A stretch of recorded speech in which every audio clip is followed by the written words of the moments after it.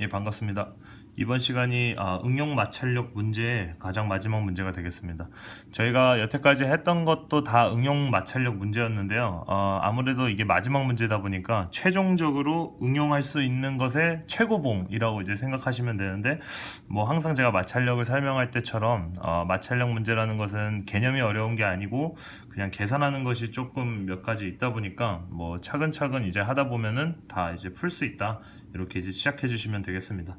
자, 그래서 이번 시간에는 제가 한번 이제 문제 설명을 한번 드려볼게요. 자, 여기 m이라는 것은 이제 아시다시피 이 물체가 65kg이라는 거고, V0랑 V 값을 이제 여기다 표기를 했는데, 뭐냐면은 V0는 초기 속도였는데, 이제 얘가 초기 속도에 우리가 항상 했었을 때 start from rest 해가지고 멈춰 있는 상태였기 때문에 웬만하면 이제 V0가 0이었는데, 이번에는 V0가 12.5m/s라는 그 속도를 가지고 이제 출발을 하는 물체인데요.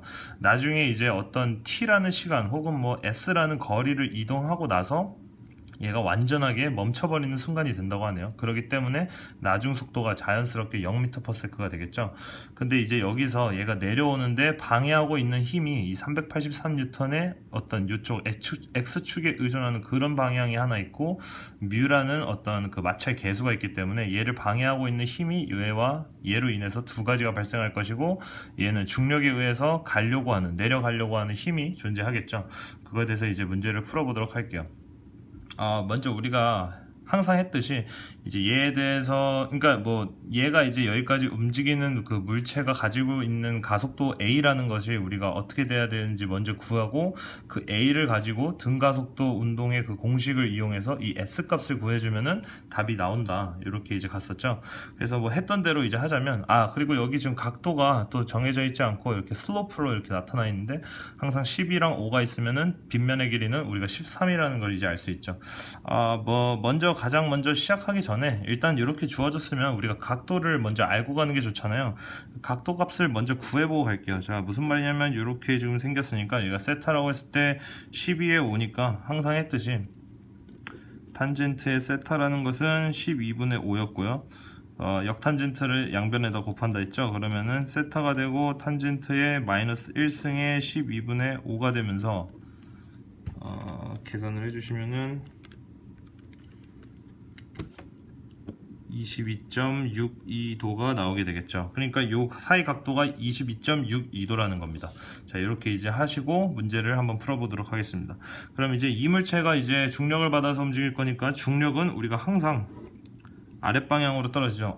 이렇게 사실 그렇게 크게 이렇게 길게 그릴 필요까지는 없었는데, 어쨌든 여기가 이제 mg가 되면서, mg라는 것은 65kg이니까, 그렇죠? 65에다가 9.82를 곱한 값이 되겠다. 그 값은 계산기로 해주시면은 637.65 뉴턴이 되겠어요. 그렇죠? 그럼 이제 얘를 어떻게 합니까? 얘가 이쪽 방향이기 때문에 하나는 이 빗면을 따라서 움직이는 그 힘의 방향과 하나는 이 아래, 그러니까 수직 방향의 힘이 되겠다 해서 이 힘을 나눠주는 연습을 했었죠. 원래 제가 이게 너무 길게 그리지 않았어야 했던 이유가 뭐냐면, 힘이 분할이 되면은 얘가 이렇게 분할이 되면 여기까지 와야 되거든요. 얘가 분할이 되면 여기까지 와야 되고, 그러면 그림이 다 겹쳐버리잖아요. 그래서 이렇게 길게까지 그릴 생각은 없었는데 그냥 짧게 그릴게요, 제가. 그러니까 요 힘이 이제 얘와 얘로 좀 색깔을 좀 빨간색으로 할 걸 그랬나요? 제가 빨간색으로 나중에 여기다가 이제 표시를 하려고 그랬는데, 어쨌든 그래도 조금 헷갈리실 수도 있으니까 얘를 그냥 빨간색으로 이렇게 표시를 해보겠습니다.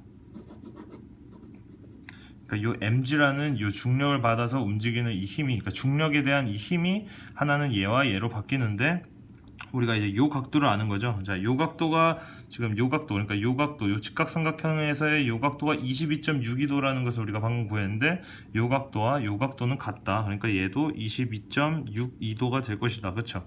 그럼 이제 우리가 생각했던 그 수직항력이라는 거, 얘를 항상 우리 수직항력해서 n 이렇게 표시하잖아요. 수직항력이라는 것은 어떻게 구하냐 봤더니 637.5에 코사인 값을 곱해주면 이제 구할 수 있겠죠. 637.65에다가 코사인 22.62도를 곱해주시면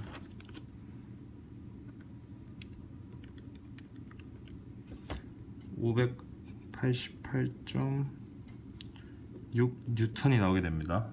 다시 말하지만 이 n과 이 n은 다른 거죠. 이것은 단위 유닛, 이것은 수직 강력의 n이다.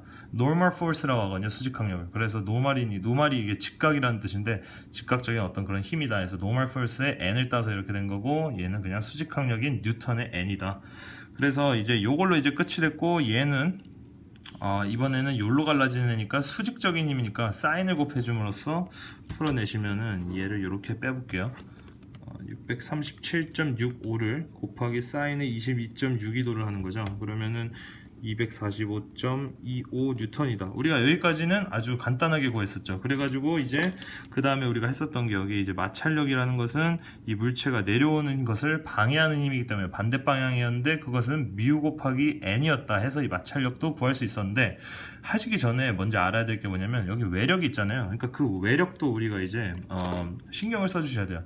근데 이 외력도 지금 얘가 지금 이렇게 이 빗변에 따라서 이렇게 움직이고 있는 물체에, 그러니까 무슨 말이냐면, 자, 얘가 지금 이렇게 해서 요거를 x축이라고 생각해 놓으면 얘도 지금 약간 사선으로 약간 애매한 방향으로 떨어지고 있잖아요. 그렇기 때문에 얘도 이제 힘이 갈라진다는 것을 우리가 고려를 해야 된다는 거예요. 그러니까 무슨 말이냐면, 하나는 지금 이렇게 표시를 해보면 하나는 이렇게 될 것이고 하나는 이렇게 갈라진다는 거죠. 이해가 되시죠? 그럼 요 갈라질 때 요 각도를 우리가 알면은 이 383N을 가지고 이 힘과 이 힘을 알 수 있잖아요. 근데 이 각도가 지금 요 각도와 어떻습니까? 엇각이죠. 그러니까 이렇게 반대 방향에 있는 거니까 같다는 거죠. 그러니까 이 각도는 역시 22.62도가 될 것이다 라는 거예요. 그러면 우리가 갈라져 있는 힘 두 가지를 또 한번 구해보면, 지금 요 수평의 방향, 그러니까 얘를 지금 기준으로 잡았으니까 얘를 x라고 해보면, x축에 의존하는 그 힘은 역시 코사인 값을 곱해주면 되겠죠. 383에다가 코사인 22.62도를 곱해주시면 353.538 뉴턴이 나오고, 이번엔 요 수직적인 힘을 구하려면은 역시 반대로 사인 값을 곱해준다. 383에다가 사인 22.62도를 곱하면은 147.309 뉴턴. 좀 잘 안 보이실 것 같은데, 자, 이렇게 나오는 거예요. 근데 자, 여기까지 했는데 뭐가 도대체 응용이 됐느냐, 이 외력과 제가 말하고 있는 이 응용됐다는 이 문제에서 이렇게 도대체 뭐가 응용이 된 거냐 봤더니, 우리가 아까도 말했듯이 이 프릭션을 구할 때 제가 어떻게 구했죠? 자, 이것을 이제 프릭션이라고 할 건데, 자, 프릭션을 구할 때 어떻게 했냐면 μ에다가 n이었단 말이죠. 그렇죠?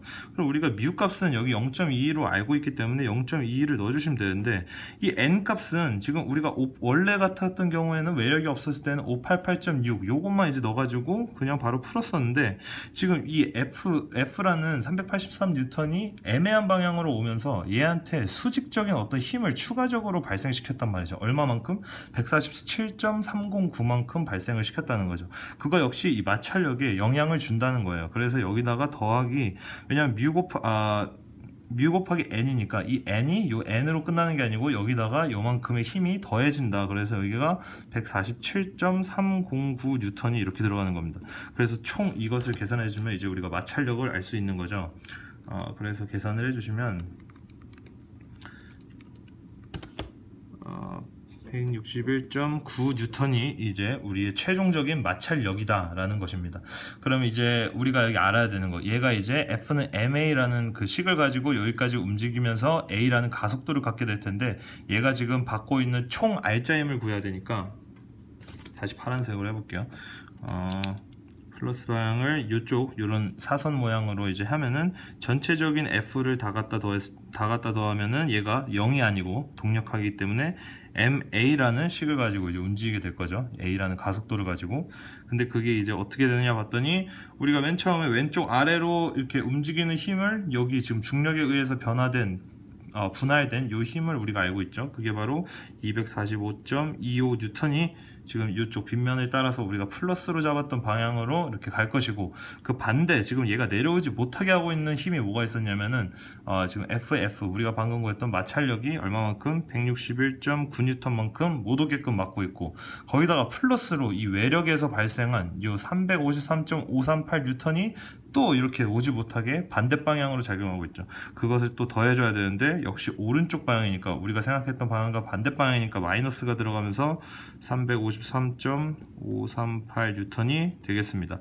그럼 요게 세 개를 이제 계산해 주시면은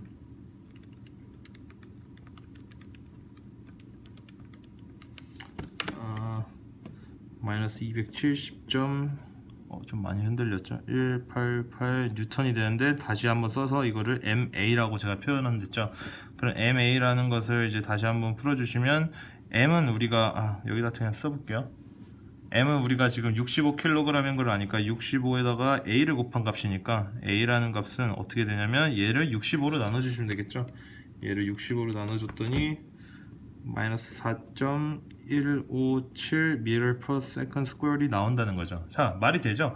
얘가 지금 상식적으로 어떤 초기 속도를 12.5m per second라는 초기 속도를 가지고 있던 어떤 물체가 이러한 외력을 반대 방향으로 받으면서 등 감속도가 되면서 얘가 서서히 멈춘다. 근데 얼마만큼 갔느냐? 이제 그걸 구하면 되는 거죠. 그러니까 이제 가속도가 마이너스 방향이 맞다. 제 말이 이거예요. 자, 그래서 이제 등가속도 공식이 총 3개가 있었는데 그 중에서 이제 뭘 써야 될까 하고 이제 머릿속으로 생각해보라 이거죠. 우리가 지금 여기서 알 수 있는 것은 V 값도 알고 A 값도 알고 S 값만 모르는 상태인데 우리가 여기서 지금 시간을 또 구한 상태가 아니잖아요. 물론 그 등가속도 3가지 공식을 이용해서 시간을 구한 다음에 S를 구해도 되지만 저희는 항상 숏컷으로 이제 지름길로 이제 빨리 가는 법을 이제 배우는 단계가 정도가 됐을 거라고 생각하고 우리가 3가지 이퀘이션 중에 마지막 이퀘이션이 바로 v제곱 마이너스 v0 제곱은 2as라는 그런 이제 공식이 있었었죠. 그러면 이제 여기다가 대입만 해주시면은 우리가 이 s 값을 알 수 있겠네요. 왜냐면 v 값을 알고 v0 값도 알고 a 값도 방금 구했기 때문이죠. 그럼 v 제곱 값은 v 값이 마지막에 이 상태가 됐을 때 정지한다 했으니까 당연히 0의 제곱이고 초기 속도는 12.5의 제곱이 되겠고 초기 속도는 12.5m/s니까요. 그렇죠? 그 다음에 2에다가 A가 우리가 방금 구한 마이너스 4.157이 되겠고 거기다가 이제 곱하기 S를 하면은 이제 이게 되겠죠. 그럼 요거를 이제 풀어주신다면은 S는 어떻게 되냐면 자 여기서 이제 헷갈리실 수가 있는 게 요 마이너스가 얘가 제곱이 된다고 마이너스가 제곱이 되면서 플러스가 되는 게 아니고 얘는 마이너스는 그냥 식의 일부분입니다. 그렇죠? 그러니까 요 숫자만 제곱이 된다는 사실을 꼭 기억해 주시기 바랍니다. 얘가 2에다가 마이너스 4.157을 이렇게 곱하면 이제 S 값이 나오겠다. 따라서 우리가 구하고자 했던 이제 S 값을 구해주시면